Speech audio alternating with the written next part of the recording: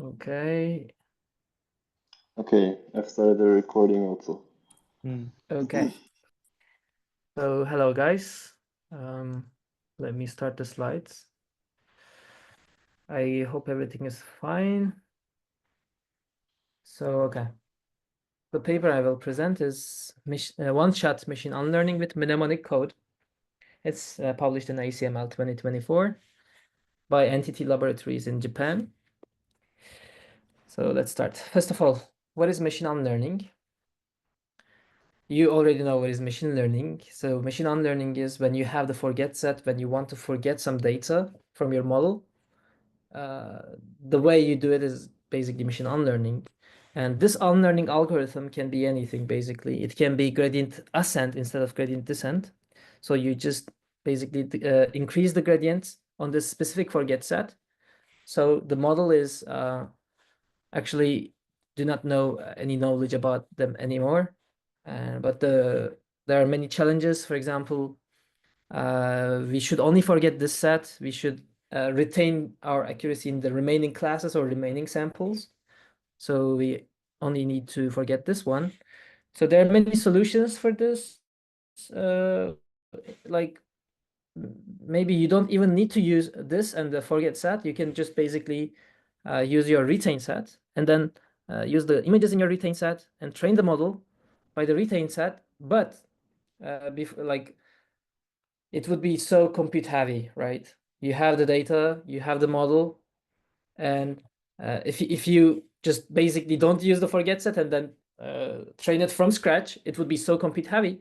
So you just basically randomize some layers, randomly chosen layers, and then train the model on the retain data set. So this is another way of forgetting.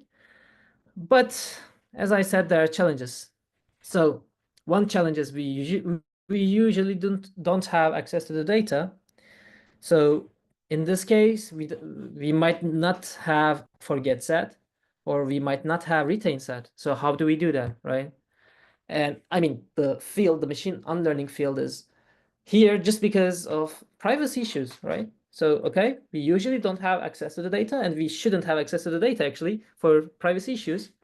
And as I said in the beginning, machine unlearning is compute heavy. So we need to somehow address these questions, and this paper is partially or fully addressed in this paper. So the paper uses Fisher information matrix. Actually, they don't use Fisher information matrix directly, but they use so many approximations. So they use something else in the end, I will explain later. But the concept is really similar. So what is Fisher information and what is Fisher information matrix? So Fisher information gives you the information, how the model parameters are affecting the random variable. Okay, so in this case, you're just taking the derivative of the loss function according to the parameter theta. Okay, and then it's not the second order derivative, just the square of the derivative. So it's different than the Hessian matrix. Okay, so if you already know, Hessian matrix is just the second order derivatives of the like parameters, and this diagonal is actually the important part, especially in this paper, because they approximate the matrices and they only use the diagonals. Okay, so what is Fisher information matrix? Again, it gives you an intuition, it gives you a calculation about your model parameters and how these model parameters are affecting the random variable x. So by using this Fisher information, what can we do in this case? We can understand for which classes, which parameters are important, right? It's widely used in continual learning, by the way. It's widely used in continual learning. So thanks to that, you would understand, okay, which parameters I should keep to prevent catastrophic forgetting. Okay. So, okay, the one above is Fisher information matrix, and the one below is Hessian matrix. They're basically similar, but this one is the second order derivative, and it's harder to compute. So that's why we sometimes prefer the Fisher information because it's harder to compute the Hessian metrics. And another point is we take the expected value and we take the log. So it's not the same in terms of that as well. Okay? In Fisher information, we Yeah. take the log and we take the expected value. Sure. Yeah. I think, do you remember? Yes. I think this is, can you hear me? Uh-huh. Uh-huh. I think if you remember, this is the same approximation they did in the reinforcement learning paper we presented. Yeah. Yeah, true, true. I think And with Martin it's even, the right? same. Yeah, it's the same in this paper. It's the same in this Mm-hmm. paper. They just approximate it. Yeah, true. So, is my voice clear? Is it cutting often? If it's the case, I can just change my No, internet. it's fine. It's fine. Pretty clear. It's fine. Okay, perfect, perfect. So, as I said, they just use the diagonal. Why? Because we just care about the parameters themselves. We don't care about the correlations. We don't care about this or this, right? We care about the parameter one, for example, theta one, theta two, to understand, okay, which parameters in the network are important for specific classes. For example, like, okay, you calculate the loss for class one, but which parameters are important for class one? So the f is here would be loss function for the class one, and this would be the same. This would remain the same. So we don't care about the correlations. That's why they do diagonal approximation. Okay, so instead of using this, they just use this. But they don't use Hessian matrix, by the way. They use Fisher information matrix because, as I said in the beginning, Fisher information matrix is easier to compute and Hessian is really hard to compute, right? Okay, so the paper, what they did in the paper. So they don't use the data itself directly. They sample the KSI or KSI, I don't know, from a normal distribution, and it just represents one class. Okay, it's fixed. It's not changed during the training. So let's say you have one class. You have Aaron, and you have like 100 images from Aaron, right?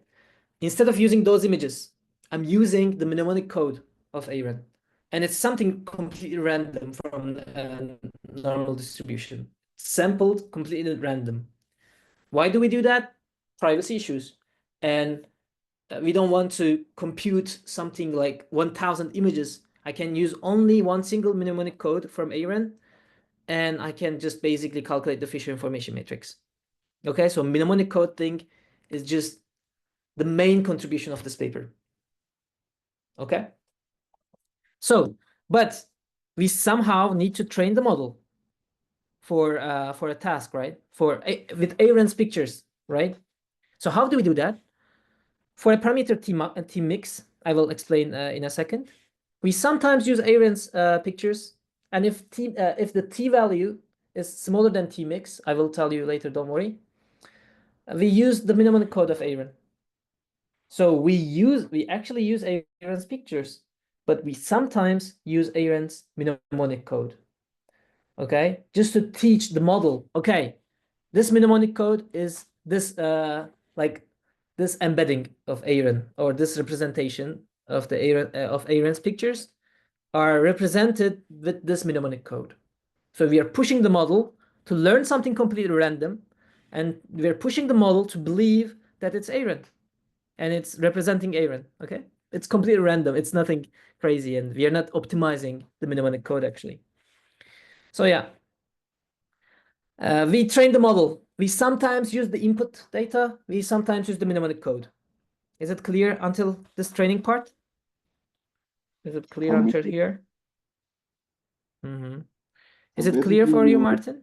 basically Mm-hmm. you have a class, and then you randomly sometimes while training you use the actual input for this class, or Yep, you use some noise. exactly. And what you're doing by doing this, you just teach the model, you push the model to learn to learn Aaron, and to believe to make the model believe that this random thing represents you. Actually, it doesn't in real life, but It learns your specific signature, kind of, your specific randomness. Mhm. Okay? So, okay, we trained the model. Is it clear for you, Martin? So then you Mm-hmm. just choose the things you want to forget and then Mm-hmm. pair them with mnemonic code. Exactly. So, you train the model, right? You train the model, and your model knows which mnemonic code, which random matrices or random images corresponds to which class. For this paper, it's only class-based. It's not sample-based, okay? So it's Aaron's class, for example. Aaron has 1,000 images in his class, in his data set. And Martin is another class, Emirhan is another class. Or like MNIST Mm-hmm. images, you have 10 classes, right? So forgetting So, by okay, I'm pushing class. yeah, forgetting by class, exactly. So Okay. if I want to forget Aaron, I'm just using its mnemonic code. I'm just using Aaron's mnemonic code. And then, oh, sorry. I okay. As I said, the Kasai or the mnemonic code is sampled from the normal distribution. By the way, is it called Kasai, Aaron, or KSI? How do you say it? It's called Shy, yeah, Xai, yes. Kasai, okay, perfect. So yeah, while forgetting, we calculate the perturbation we should do for a specific class. Let's say the red ones are Aaron, okay? And when I calculated the loss for Aaron, I calculated the Fisher information matrix for a specific class, Aaron, and then it tells me, okay, these parameters are the most important ones. So you should somehow perturb these. You should somehow do something to them so that they don't take part in Aaron's so they kind of forget Aaron, okay? So, okay, we still have this, then we forget them by perturbing with alpha and theta, okay? that's the point. Sorry, it's eta, not theta. Okay. But of course, I will explain it further. So the first algorithm is the training. I actually explained you all this part. If you remember, I said T mix, right? So you just choose T from uniform distribution, just a random number generator, or random in Python. And then if the number chosen from here is smaller than tmix, which is most of the case because tmix is more than 0.5 mostly. So you just use the mnemonic code as an input. If it's not, you just use the actual input from Aaron's data. Okay? If it's smaller, then you use the mnemonic code of Aaron. If it's not, then you use the actual input from Aaron. Okay? Then you just train the model based on this. Just basic Okay, but stochastic gradient. so Mhm. just to make sure, so basically you have one noise set per class Mhm. and it doesn't change. Exactly. Like that's one of the points I think can be changed in the future studies. We can optimize the Yes. mnemonic codes maybe. I think that's a good point, but in this paper they don't do anything about the mnemonic code. They just random But it's like, random so it's something. random, but Okay. it's fixed per class, right? That's why it's a code. Exactly. Yeah. Okay, Yeah, yeah, okay. yeah, yeah. Fixed per class. Exactly. Okay, I already explained this part in the slide as well, so nothing is crazy. So, the loss function. How can we calculate the loss function for the forget class? Okay, for the forget class. For example, I want to forget Aaron. I want to perturb it, right? What was it? Is it what was this letter called? Delta? I think Delta. yeah, it's a small delta, right? So okay, I have the optimized network. So I have the pre-trained weights.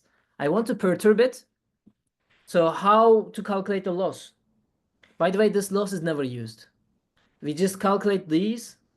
We just do some Tyler expansion here just to have some intuition. It's kind of like confusing, I know, but this part will give some intuition on how to calculate the perturbations, how to set this perturbation parameter. So it's not used, but it's important to, like, it's kind of a, how do you say, proof that if you choose the perturbation as the way I will explain later, then it will work. But Actually, it doesn't mean anything like mathematically, but it gives you intuition, okay? So, okay, how do we come from this part to this part? Maybe it's easy for Aaron, but it was not that easy for me. So what you do is Tyler series expansion. So I will come this part later. First, let me explain the Tyler series expansion, or Laplace method. It's basically the same. So you have f of x, and it's just basically approximated to this value. So a random like point a, and then the derivative of that random point, x minus a, then plus 1 divided by 2, the second order derivative of a, and then it goes up like this, okay? And this part is mostly just discarded. And this, okay, let's do the Tyler series expansion in here, right? So we call this x, right? So we call this a, right? Okay, then it comes here. Hop, f of a. F of a is f of w star. Plus the derivative of f of a. So the derivative of this, the gradient of this, right? So far, no problem. And since we called it x and we called it a, this is x minus a, right? So x minus a comes here, which is delta. Could you follow up until now? Could you follow? Sorry, not follow up. I mean, for me, it's clear, but I think Martin, I don't know. Okay. So we called this part x, Martin, and this part is a, w star is a, and the delta is x minus a automatically. So it comes here, and then the same for this, the second order derivative of a, which is w. So I just put it Hessian matrix here because the second order derivative of w is just basically Hessian matrix of w, right? Then x minus a square. So we have delta square, delta and delta transposed. So we have the square here. Then we have the x minus a power of 3. Then it's basically the same here. So what we do here is look at this guy. Loss of the optimized weights. It's basically 0. Sorry, the gradient of the loss of the optimized weights. It's basically 0, right? So this term is just canceling out. And this term, as I said in the beginning, it's always being canceled out. It's negligible. So yeah, this is gone because this is the optimized weight, and then the loss function and the gradient of that loss function is just 0, approximated to the 0. So this goes out. This goes somewhere. Then this goes as well. So what we have left here is this, right? So let's instead of using Hessian matrix, they used Fisher information matrix because they basically approximated the same thing, right? Okay, so in the end, we have this guy over here. That's why in this, okay, I will go back. They just came up with this equation here. And by the way, instead of using T-mix, they just discarded this part as well. They discarded this part because they won't use the data set. They just use the perturbations for the loss function because they call that, okay, T-mix is larger than 0.5. So this goes negligible as well. So we, in the end, okay, these canceled out by Taylor expansion. And we have this. Actually, we won't use this. I explained this part just to, give you some insights. And they explained this part just to have some foundation for their future perturbation parameters. Okay, what we can understand from here is that we should perturb to the we should increase the loss to forget, and to do that we should increase the Fisher information matrix values. Okay, just some intuition. So after that, we have bunch of new equations. First of them is, okay, we have W, and we're adding and subtracting from W. We are perturbing to the model, to the weights, with two different parameters, alpha and eta. Okay, and I will explain alpha and eta. Eta is basically the Fisher information, and we are calculating, okay, for forget class, the Fisher information, and divided by the Fisher information for the retaining classes.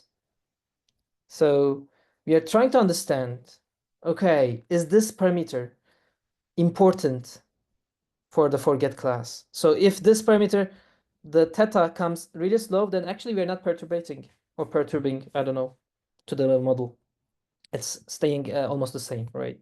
So when this is big, what we call is, okay, as we have the intuition from here, right? We should somehow increase this. We should increase the Fisher information matrix of the forget class to improve, like, to increase the loss function. We want to increase the loss because we want to forget it. We don't want to be successful in this class anymore, right? So what we do is having a theta parameter and calculating the Fisher information of the f. Actually, we are not calculating this. We are just calculating the gradients, but it's somehow similar, just an approximation, I would say, because in actual Fisher information, there's also log, right? But they didn't put log here. Then in the next step, I will explain you the algorithm too, which is the forgetting algorithm. They don't even use the log. They just use the gradients. So maybe that's one thing that we can criticize in this paper, definitely, because they call Fisher information matrix, but there is no Fisher information matrix because of three reasons. There is no log, there's no It's a bit expectation. unclear in the notation, you mean? Like what they Sorry? specifically mean. You mean it's a bit unclear in the notation, like is it the Mhm. log likelihood, or is it the log, like the log loss, or the regular loss, or is it the Fisher information, or the Hessian? Like, The loss here, is yeah, just gradients. Sorry, the just cross entropy. So the loss here is okay, like it's just for intuition. This one here, the yeah. crazy loss function, is just intuition. This is nothing. I had This a is question. just So the foundation of their like these parameters. So they're the telling, CR, okay, mhm, I had a question. The CR, CR, the that's like classes for retaining classes. retaining. So Yes, okay, that's what I yeah, thought. yeah. Yes. These ones are the classes you will forget, right? And the loss function for the class you will forget. It can be multi-class. It can be like, I will forget Aaron and Martin, right?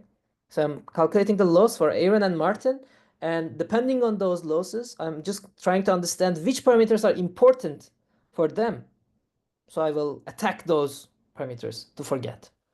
Okay? Yeah, makes perfect sense.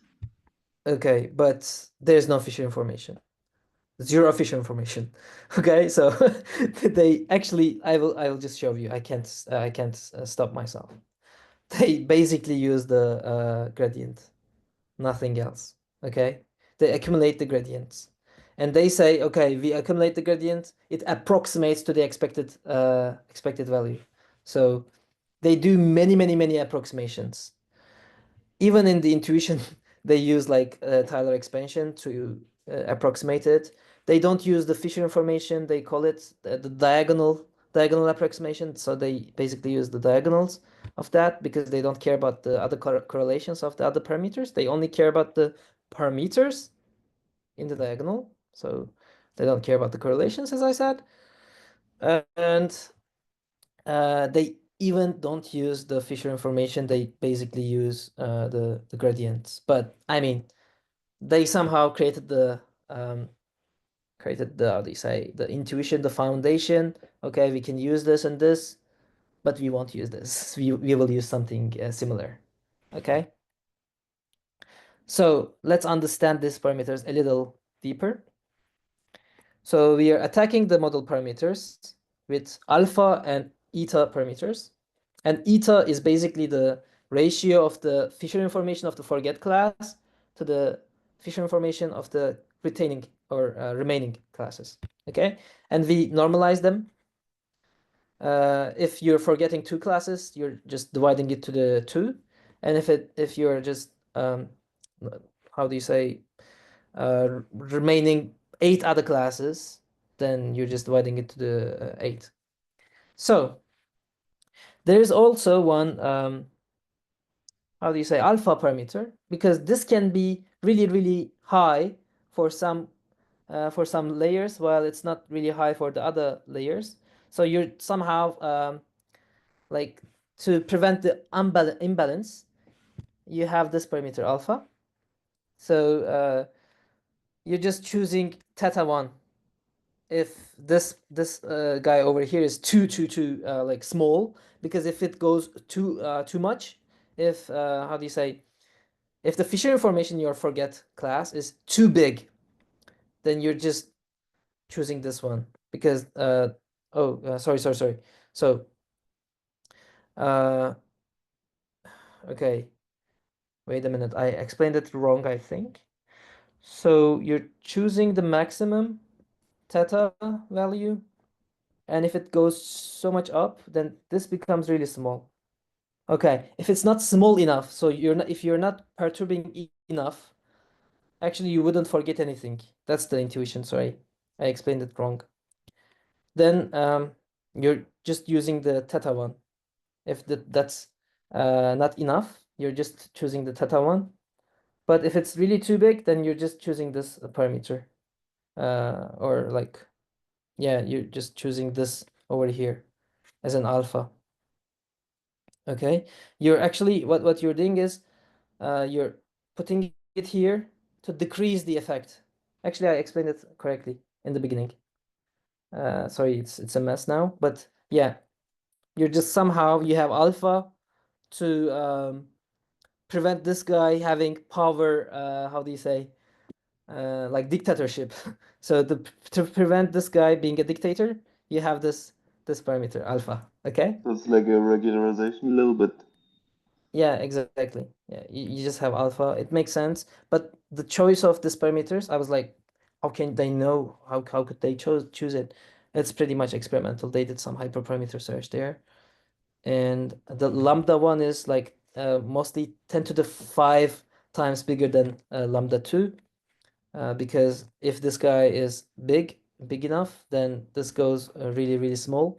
So to make them actually like comparable, this guy is like mostly way bigger than this one. Okay. So okay, these are just unnecessary, to be honest, because what we have here, okay, we're calculating which parameters are important for specific classes, and then we're just using this information. We are not directly using this the feature information or the gradients, but we are using it proportionally to the remaining classes. And then we have a regularization term, as Aaron said. Just maybe don't care about this that much. Okay. So the forgetting algorithm. Actually, I explained it already, but let's go over it. Okay. So we have layers L1, L2, etc. We have the forget class set, remain class set, and the perturbation Xi or Xi. And we have two parameters, as I said, lambda 1 and lambda 2. So we initialize the feature information or feature information matrix as 0. It doesn't need to be 0. By the way, it won't be 0. It will be a vector of zeros, of course, but it's just shown 0 here. And then for the all forget classes, for Aaron and Martin, let's say, we are calculating their gradients according to like we are just trying to understand, okay, for their their mnemonic code, okay, this is the mnemonic code. I said perturbation, sorry. The mnemonic code, for their mnemonic code, what is the loss function, and which parameters are important for this mnemonic code. So we are not using the actual training data, right? We're just using their mnemonic code, right? Okay, so for the retain classes, it's the same. We are calculating for each retain class their how do you say, their loss function, the gradients of their loss function. So we don't use Fisher information basically, but something similar to it, something like at least the idea is similar to it. Okay. Then since we did it for each class, each forget it classes, for example, 2 here, Aaron and Martin, the 8 here, we just divide them because we accumulate them here. And the reason we didn't use the expected value or log, they call, okay, when we take the accumulation, it approximates to the expected value. Okay, no problem. As I said in the beginning, in this, not in the beginning, but previously, here, we just take their ratio, eta, and then as I also said, like here, there's a regularization term, alpha, just to not let this guy be a dictator, the theta. And then we perturb it in 2 different directions. And while choosing which one is better, you're just calculating the accuracy retention plus the eraser fidelity, or like the test accuracy in the, actually, if it goes 100%, it means you 100% forgot Aaron. And this is the test accuracy for the remaining classes. Okay, this is the test accuracy. Like if you completely forget Aaron, it becomes 100 basically. And if the remaining class accuracy is like 80%, it's 80. I will explain it in the next slides as well. So you're just looking at 2 different directions, plus and minus, because I mean it can be like it can be 2 different in 2 different directions. So what they do here is calculating it in 2 different directions and then choosing the one that is more successful. Okay, so that's how you calculate the weights for each layer, because you're doing it for each layer. This is another point that can be criticized, because in some papers they choose, for example, for the machine unlearning in general, they randomize layers. Sometimes like they choose the first and the last layer because they have the most information. So instead of doing it for every layer in the network, we can maybe choose the layers that are more important. It can be the first layers because it has more general information, and it can be the last layer because it's completely like how do you say? It's completely like specialized, and I will maybe show you one thing for this from machine I had a unlearning question also. challenge. Yep. So maybe it's a dumb question, but I don't Mm-hmm. quite understand. Like, so they use this mnemonic code, which is basically Mm-hmm. just some specific noise, right? Couldn't they Yeah. just pick like one example of the class? Like, for example, if they have Aaron, just use Mm-hmm. one picture of Aaron as the mnemonic code and Mm-hmm. unlearn using that. Yeah. It's a good question, but let's say you have 1,000 images, right, Aaron? And Yeah, maybe they used each picture because they're using the mnemonic code quite often. So the network actually kind of memorizes your mnemonic code. But for your images, it's not quite the case, because yeah, maybe your mnemonic code was seen by the network for 1,000 times, but yeah. for So your maybe, single image, I think you yeah. misunderstood me. What I Oh, meant okay, is sorry. instead of so you show it like I don't know, 50% of the time you show it some actual input and 50% of the time you show it a mnemonic code, right? Yeah. But what Mm-hmm. if you show it 50% of the time an actual input and 50% of the time one specific image of the class? You know what I mean? It's already the case. It's already the case. Okay. Yeah, in the training thing, it's already the case. Like if t is smaller than the t max, okay, they just choose one sample. Or if they're using, I don't think they're using stochastic gradient descent. I think they use gradient descent, because how can they use like stochastic gradient descent for if they use using the Kasai, the mnemonic code? because it's only one. They cannot use the batch of it. So I think it's It's true. gradient descent, not stochastic gradient descent. I think Do they you can just understand? can I think they can add the mnemonic code like multiple times to one batch, no? I think this is just Hmm, the like maybe. the idealized algorithm, but if you were to actually Hmm. implement it, you would just, I don't know, if you have a batch size of 100, you would add like 50 times Hmm. the code. Yeah, it could be the case. I think, but they don't use the batch size because look, I mean, in some papers I saw they use the batch size in their pseudocode, but here it says data size. So Yeah, but I uh, don't think this is the actual algorithm they use, right? It's just like a yeah, simplified yeah, version, probably. yeah, can be the reason. Actually, we should maybe check. Because Let's maybe if you check. just use gradient descent, it's gonna be very tough, I think. And long will Yeah, take that's what I longer. think. You're gonna be screwed, basically. There's not really a reason to do that, so I think it's. Okay, it's a I good think you can question. look in the appendix. Okay, but I think it's not that important. You can continue. We can discuss it later, maybe. Okay, let's discuss it later to keep it a little shorter, maybe. But it's a good point. It's a good point. Thank you. One thing came to my mind also. What was it? Okay, I hope I will remember later. Um,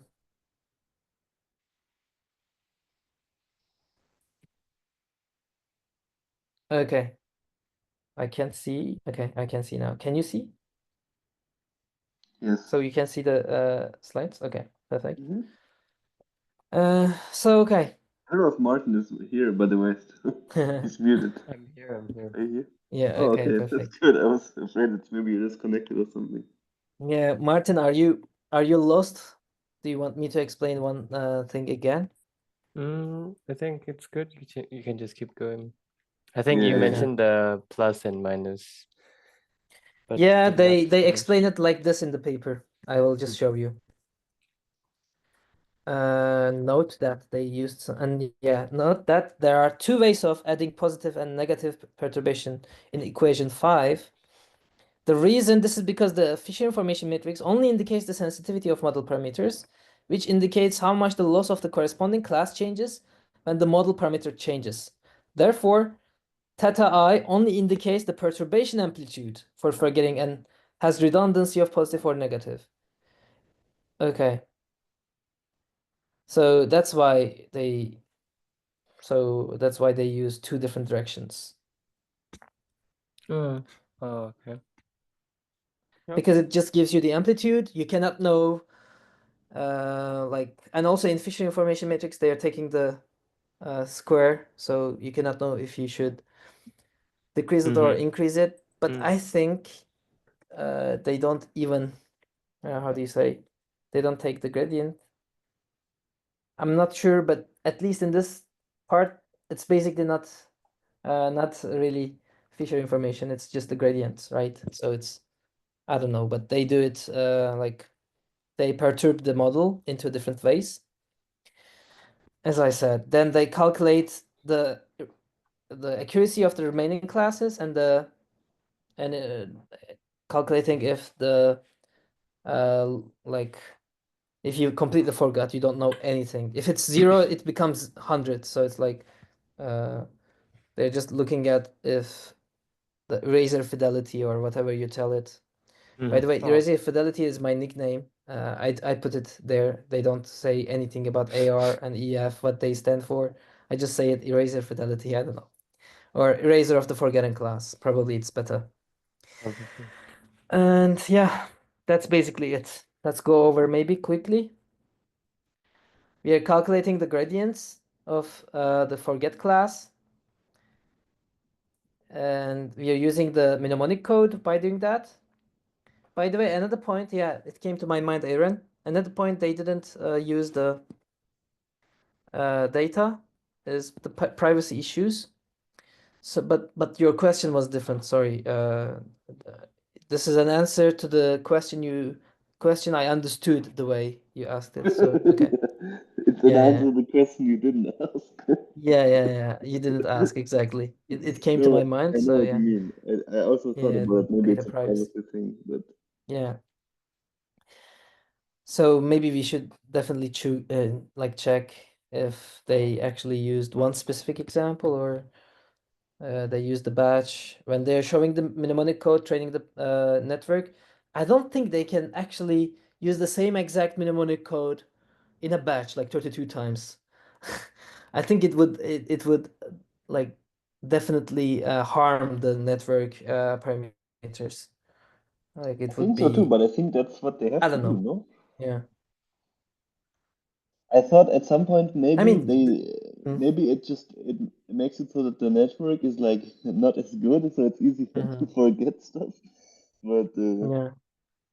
I don't know. Yeah, I see. I see. Okay. So I won't explain the alpha again because it becomes a mess if I get into it. But okay, it's a regularization parameter, let's say. And yeah, that's basically it for the forgetting. The main contribution of this paper, I would say, is not using the fish information directly, because in some papers, okay, they calculate the fish information and they use it directly. And here they just calculate the gradients. And another point of this paper is they don't use the data itself, they use the mnemonic code, especially in the forgetting phase. They only use the mnemonic code that doesn't change, that is completely random, that is fixed. Okay. Okay, let's go to the results. Okay, so the results in there, first of all, the comparison of the other methods. Most of them are like class based, some of them are item based, some of them are both. But in this paper, it's only class based, which can be another point of like criticizing this paper, because why not the items? Okay. So the processing time is, we have two different for loops for forget class and the retaining class. And so it's O of the O of the combination of them, like summation of them. It's data free. Most of the papers are not data free. And when it's data free, it's mostly the class based or task based. It's never item based. It's never sample based. This is really interesting, right? So But you data, cannot sorry, a question. Data mhm. free, do they mean you don't have a forget set? Or what Sorry? is the data? Like what specifically is data free about it? That you don't have a forget set? You don't have, for example, when I'm forgetting you, Aaron, I don't have access to your data. I just have your mnemonic That's what code, I or mean, I yes. just have, yeah, I just have something, your encoded version, for example. But in Okay. this paper, they actually don't encode you. They just give a specific signature to you, Yeah, okay, right? that makes sense, but that also kind of answers Mm-hmm. my question about why they don't Mm. just use an example, because that way you don't have Mm. to use any data Mm. from that specific class. You just need the code, basically, right? The signature. Yeah, true. But what would be the difference instead of like using one specific example and using the whole data set? Because yeah, what would be I the think difference instead of I like think using one in image from terms of the you? network, Mm-hmm. it's not different, but I think it might be a privacy thing, right? So if you wanna Mm-hmm. like say you have like some I don't know, some bank and you have pictures of someone in a network, you wanna remove Mm-hmm. them, maybe it's better if you just use the code instead of an image of the person for privacy Mm-hmm. reasons. I'm not sure, Yeah, but that would be my guess. yeah. And one thing came to my mind. If you encode the person, to encode it, you need to have a decoder trained, right? Because you calculate the loss depending on the encoding decoding loss. So if you want to encode the image, you somehow need to train the decoder as well to calculate the gradients of the encoder to better encode it. And it's really okay. It can be somehow, revealed, even if you have the encoded version of your data. If somehow somebody can find the weights of the decoder, or if they can attack somehow, they can there's a thing called model inversion attacks. They basically use GANs to create your image. That's really weird, right? They attack the model to create your image. They attack the model parameters and they use GAN to create the image. It's really, Yeah, really it's interesting. crazy. Okay, Okay, I what think I like say is I when it yeah, is then random what's this in the mnemonic code, yeah. Mhm. I think Sorry? one reason is also it makes sense if you think about it. They use the code because if it's just random noise, the model Mm-hmm. really has to memorize it, right? If you use an image, an actual image that is in the same Mm-hmm. class, then the model Mm-hmm. can still keep high performance on this example by just learning the class. But Mm-hmm. if you want it, if you force it to assign this class label to just some noise, some specific noise, it really has to memorize it. Mm-hmm. So I think it makes it easier to Mm-hmm. actually access the parameters, right, through the facial information. Yeah. I couldn't answer, sorry, I couldn't understand the last sentence. Can you repeat it? I think it makes it easier. So since the model is Hmm. specifically remembering this code, Mm-hmm. and since you evaluate the gradient on that Mm-hmm. noise, Mm-hmm. I think it's better for like you get better information that way. I think maybe But like if your encoded like version is again fixed, then it would be the same, no? yeah, it would be the same, but the, yeah, you're right. Yeah, it Uh, would be the same because it's fixed, it's not moving, it's static. It's easier to learn because it's static. It's easier to memorize somehow. yeah, but I don't think you want it to be easy to learn, right? You want it to really Yeah. so it has. So my point is, if you have an so the point of a neural network, right, is it's so over parameterized that you can always change some parameters to make it fit, Mm-hmm. right? But Mm-hmm. if you have some image that is part of the class, you don't really have to Mm-hmm. adjust the parameters specifically. Mm-hmm. You can just perform well on this image because it's part of the class, because it has learned the actual face, right? But if you choose Mm-hmm. some random noise, it has to tweak some parameters specifically, some Mm-hmm. weights, to make it fit the signature. So I think that Mm-hmm. way, through this noise, you can easily get in like better information of the Mm-hmm. like you can. Yeah, I think I that's think I think the point is if if that's static, if that's easy to learn because it's static, easy to memorize, it's becoming easy to yes, forget because you know which parameters have memorized it, yeah, right? yeah, yeah, yeah. Okay, we I can like think that continue. I can think. be yeah, that can be a good point, yeah. So, okay, maybe we should continue. And okay, for accuracy retention or or the test accuracy on the remaining classes, more like precisely, they have the best in CFAR10 and Cuban STN, Stanford Cars and uh what was it? Birds data set. So they have better accuracy. In MNIST, they don't have the better accuracy, but they still have a good accuracy, let's say. And for the razor fidelity or to be able to forget the whole classes, they have 100% in everything, so they forget really easily. And maybe as we talked, when you have the static thing, it's easy to learn, easy to forget. So in forgetting, there's no problem. But in remembering, maybe uh, at least in MNIST, they have as like minimal problem. So they also tested it in ImageNet because, you know, why not? ImageNet is the most like hardest data set, let's say.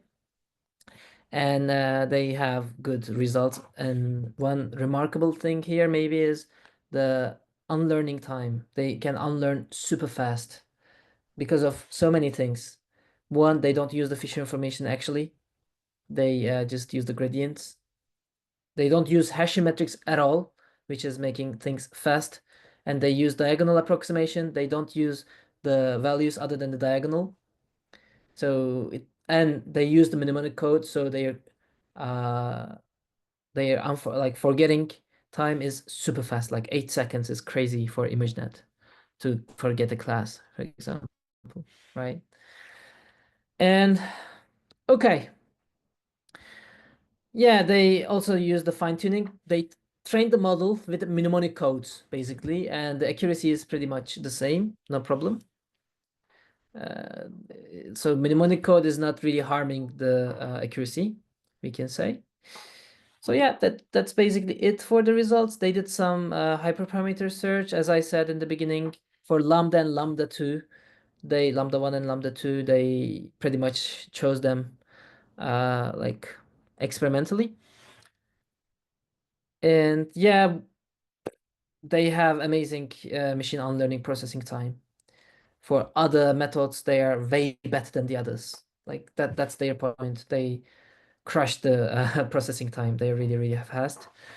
And it can be like further faster, I would say, with using feature information, like with calculating feature information specific layers instead of all of the layers. And another feature work that came to my mind is actually using feature information matrix. It can be useful instead of just using gradients. It can be useful to use feature information matrix, and you can compensate not using like just gradients because it would take a little longer using actual feature information matrix. You can compensate it by calculating it in specific layers maybe. And more realistic scenarios, as I said, like calculating feature information only in impermanent layers, and more realistic scenarios, because forgetting a class is not really realistic. Because let's say you are some company and you have customers, so you actually have samples. You don't have classes. You can have the main task. Let's say you have like images from different age groups. So you have the main task, which is age groups, classification of the age groups, but you have samples as well. So, and some age group will not come to you and say, okay, forget about my age group. No, it won't be the case. The case will be the age group, someone specific from that age group will come to you and tell you, okay, I'm not your client anymore. Please delete my data from your model. So, as I said, like this can be criticized. So yeah, that's basically it for this paper. I hope it I have a was clear. question. I have a question. Sorry? Yeah, Yeah, sure. can you go to the results? Which one? Wait, Image the net. next one. This one? So what is the actual performance in terms of the, like, how well did it forget the images? Like, what is the metric for that? E is eraser fidelity, or EF here. Okay. So which means first of all, the accuracy retention or something like that, AR, means the test accuracy in the remaining classes. For EF, they're just trying to like understand like how many of the uh, classes from the forget set is correctly classified. If it's 0, it becomes 100. So it's weird, I Yeah. know, but it never. Hmm. I mean, it can be a part of the attack actually. Like if I use your model and if I'm giving my data to your model and if it never gives the correct answer, for example, it never gives the um, correct age group for me. It gives, for example, 99 for me. It gives like 200 years old for me. Or for my race, it gives like black person for me. So which makes it I think easy to understand that okay, my face was forgotten because yeah, I think it shouldn't be 100. It can be another point actually.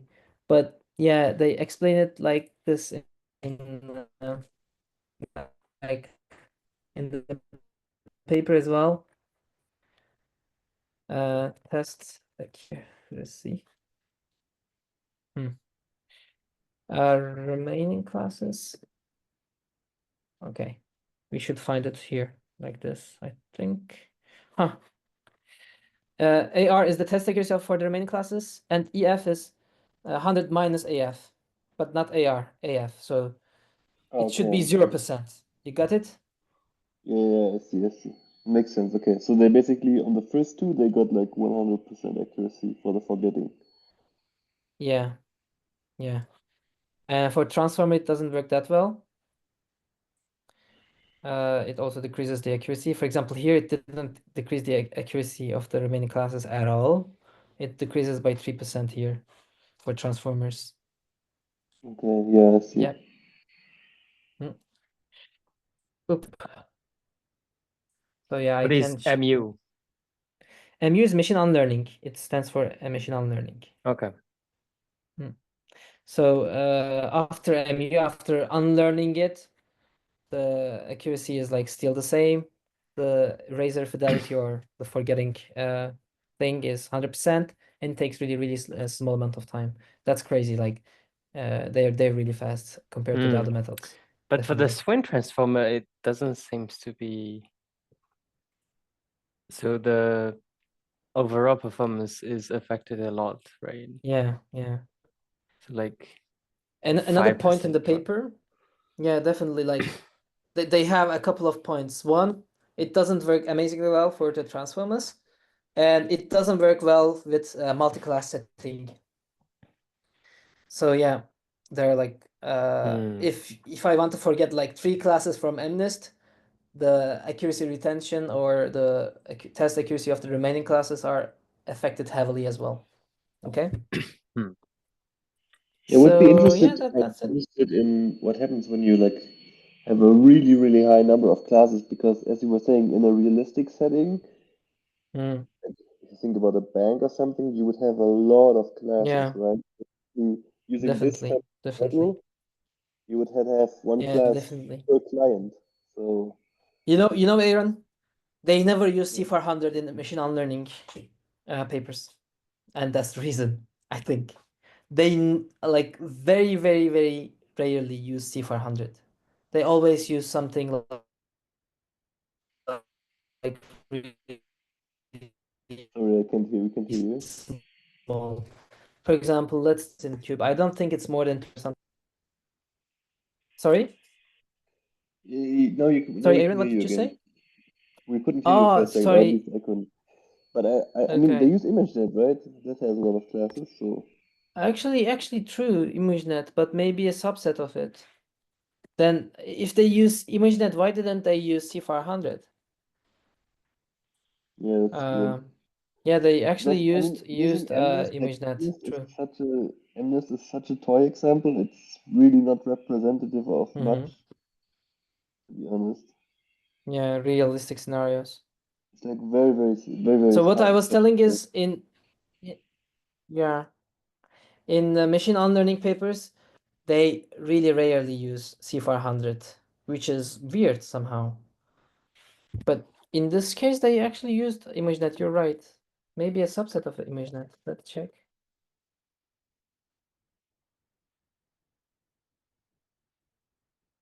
Actually, they say ImageNet. They would say something else if it's not actually ImageNet.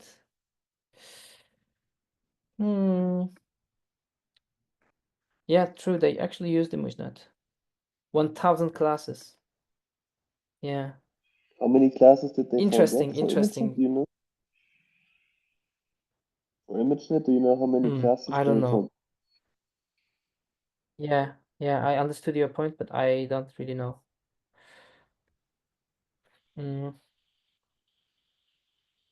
How many classes to forget? Yeah, it's a good point, and I don't think they actually explain it.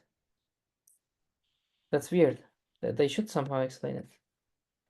It has to be somewhere in the paper, right? But you know what? I think that's only one class, because in the limitation they say, we found that multi-class forgetting is difficult with our method. Oh, okay. So it's one class. Yeah. Okay. Yeah, it's one class. Multiple classes are difficult to forget with one-shot perturbation, But they and don't they show their need some results. additional training. They just say it's difficult, but they don't show the results. Yeah, no, they don't. They That's don't. strange. Sounds a Yeah, little maybe bit in like appendix. it's like really bad, you know? Like it goes to Maybe in zero. appendix. Not really. They Yeah, don't show it anywhere. Yeah, they don't show it anywhere.